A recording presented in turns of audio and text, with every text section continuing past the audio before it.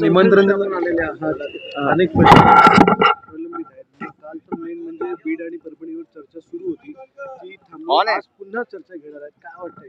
आज 9:30 वाजता मी सुद्धा त्या विषयावर बोलणार आहे. 2 दिवसापूर्वी मी स्वतः बीडला गेलो होतो, परभणीला गेलो होतो.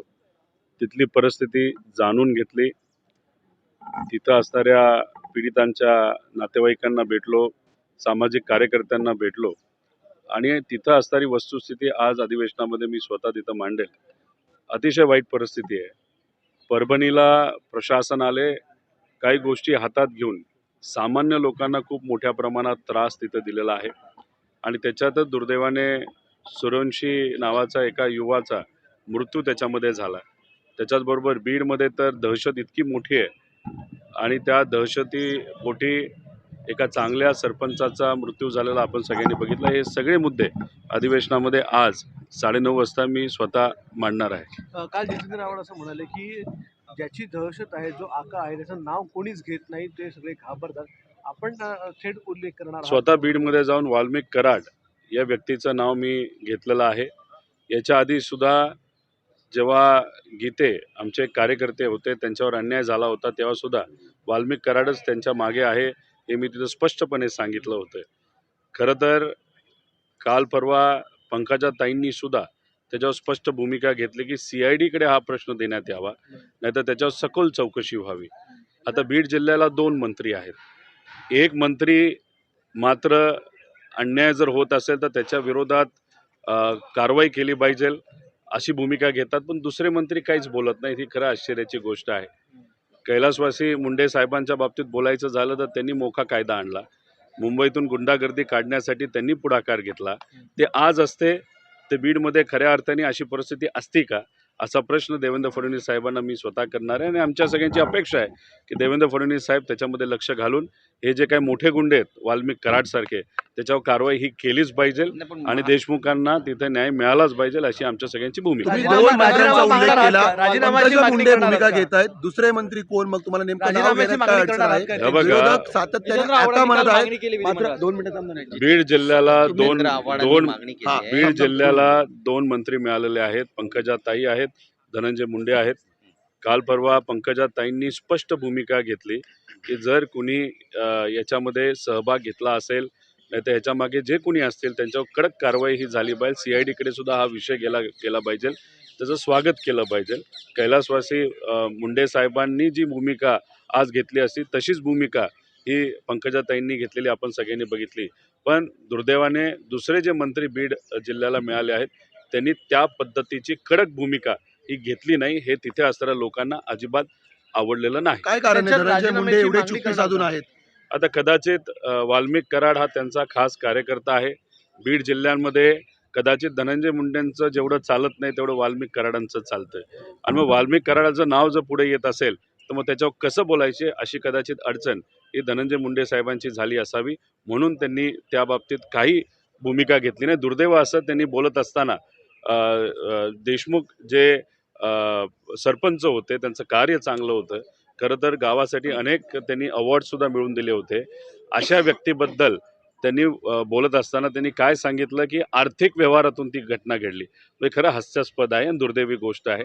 त्यामुळे स्पष्ट भूमिका धनंजय मुंडे साहेबांनी सुद्धा या बाबतीत घ्यावी आणि सगळ्यात महत्त्वाचं गोष्ट तिथे असणाऱ्या लोकांची मागणी जी आहे की तिथं असणारं पालकमंत्रीपद हे कुठंतरी फडणवीस साहेबांनी घ्यावं, जोपर्यंत वाल्मिक कराड आणि सर्व जे कोणी गुन्हेगार आहेत त्यांच्यावर कारवाई केली जात नाही. राजीनाम्याची मागणी केली त्या जितेंद्र आव्हाड मंत्र्यांना यांनी तुम्ही आणि देखील त्यामुळे बाहेर तुम्ही काढा. सुद्धा बाहेर राजीनाम्याची काढा, तर मागणी पक्षपातीपणाने करणार आहात ते का? सगळं नाव न घेता धनंजय मुंडे माझं एकच मत आहे की आता वाल्मिक कराड हे धनंजय मुंडेंच्या जवळचे आहेत हे आपल्या सगळ्यांना माहिती आहे. राजीनाम्याची मागणी ही आव्हाड साहेबांनी केली, ती तशी बघितली ती लोकांची सुद्धा मागणी आहे.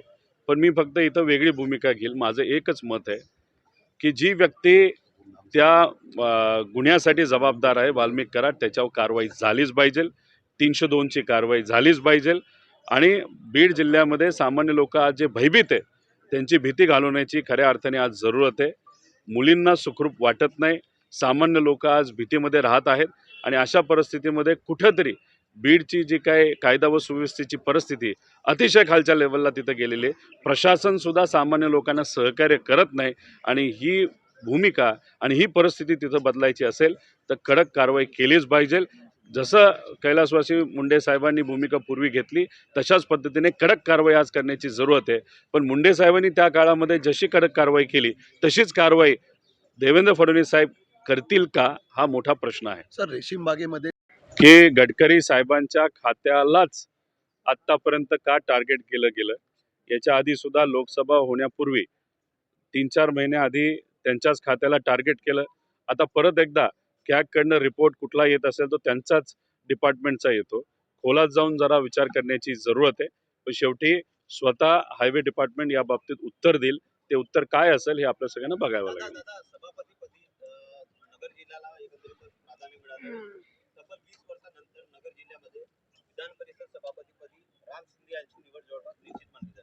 मी मनापासून राम शिंदेंना त्यांचं अभिनंदन तिथं करतो.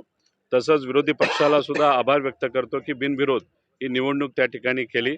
येत्या काळामध्ये संविधानाला केंद्रबिंदू ठेवून राम शिंदे सर हे काम करतील अशी आशा मी या ठिकाणी करतो. आणि तसं काम करत असताना कुठलाही द्वेष मनामध्ये न ठेवता मतदारसंघाबरोबर महाराष्ट्रातसुद्धा सकारात्मक विचार विकासाच्या बाबतीत ते करतील अशी आशा या ठिकाणी मी करतो. महाराष्ट्राचे सर्वमान्य दैनिक समर्थ गावकरी अहमदनगर, पुणे, नाशिक, जळगाव, धुळे, नंदुरबार, सोलापूर, कोल्हापूर, सांगली, सातारा, मुंबई, ठाणे, पालघर, रत्नागिरी, रायगड, सिंधुदुर्ग, नांदेड, उस्मानाबाद, बीड, औरंगाबाद, नागपूर, गडचिरोली, भंडारा, गोंदिया, अकोला, यवतमाळ, बुलढाणा येथून एकाच वेळी प्रसिद्ध होणारे एकमेव दैनिक सर्वसामान्य जनतेचे खुले व्यासपीठ. संपादक आहेत विश्वासराव आरोटे.